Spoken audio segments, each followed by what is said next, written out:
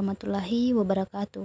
Perkenalkan, nama saya Nurianti dengan NIM E321222037. Saya dari Fakultas Pertanian, Prodi Agribisnis, semester 5.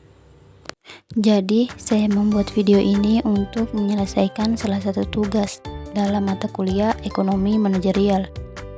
Saya dari salah satu anggota kelompok, yaitu kelompok 1, yang dimana saya akan menjelaskan sedikit tentang ekonomi manajerial dan ruang lingkupnya. Yang seperti kita tahu, ekonomi adalah ilmu sosial yang mempelajari aktivitas manusia dalam produksi, distribusi, dan konsumsi barang dan jasa. Dapat diartikan sebagai aturan atau manajemen rumah tangga, dan manajerial itu sendiri berasal dari kata manajer yang artinya orang yang memimpin, mengatur jadwal, membuat rencana. Ekonomi manajerial adalah aplikasi teori ekonomi dan perangkat analisis ilmu keputusan untuk membahas bagaimana suatu organisasi dapat mencapai tujuan atau maksudnya dengan cara yang paling efisien. Adapun beberapa ruang lingkup ekonomi manajerial, yaitu pertama, teori permintaan. Teori permintaan adalah konsep dalam ekonomi yang menjelaskan hubungan antara harga suatu barang atau jasa dengan jumlah yang diminta oleh konsumen. Kedua, teori produksi. Teori produksi adalah konsep dalam ekonomi yang menjelaskan bagaimana suatu perusahaan atau produsen mengubah input faktor produksi seperti tenaga kerja, modal, tanah, dan teknologi menjadi output barang atau jasa secara efisien. Ketiga, perilaku konsumen. Perilaku konsumen adalah studi tentang bagaimana individu, kelompok, atau organisasi memilih, membeli, menggunakan, dan membuang barang atau jasa untuk memuaskan kebutuhan dan keinginan mereka. Yang keempat, teori biaya. Teori biaya dalam ekonomi adalah studi tentang bagaimana perusahaan menghadapi biaya dan proses produksi barang dan jasa. Yang kelima, ramalan dan pikiran permintaan pasar.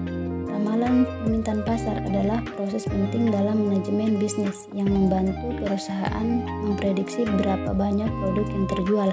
Yang keenam, ramalan dan perkiraan biaya.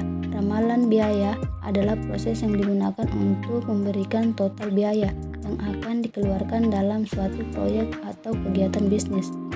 Yang ketujuh, metode penetapan harga dan output. Metode ini sangat penting dalam perencanaan bisnis dan kebijakan ekonomi. Proses keputusan manajer. Pengambilan keputusan ialah memilih alternatif dari dua atau beberapa alternatif yang ada untuk menentukan arah tujuan yang ingin dicapai, yaitu perumusan masalah, pengumpulan data, pembuatan alternatif kebijakan, pemilihan salah satu alternatif terbaik, pelaksanaan keputusan, pengevaluasian hasil pelaksanaan. Konsep manajemen bisnis dan sistem industri dalam ekonomi manajemen. Manajemen industri itu sendiri adalah sebuah tindakan atau cara yang dilakukan sebuah industri secara efektif dan efisien dalam mencapai tujuan bisnisnya. 1. Planning, 2. Organizing, 3. Lending, 4. Controlling.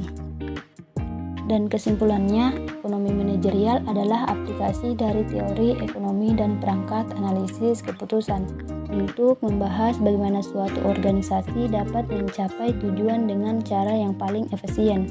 Ekonomi manajerial juga merupakan suatu penerapan ilmu ekonomi, terutama teori ekonomi mikro, yang menggabungkan antara ilmu ekonomi dan pengendalian keputusan.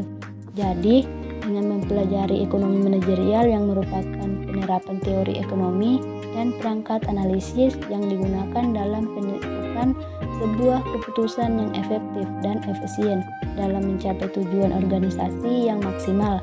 Dan adapun hal yang perlu diperhatikan dalam ekonomi manajerial, yaitu mengenai ruang lingkup, teori perusahaan, penerapan bisnis dalam masyarakat, dan teori laba. Nah, jadi itulah tadi sedikit materi dari saya tentang ekonomi manajerial dan ruang lingkupnya. Lebih dan kurangnya saya mohon maaf. Assalamualaikum warahmatullahi wabarakatuh. Bye.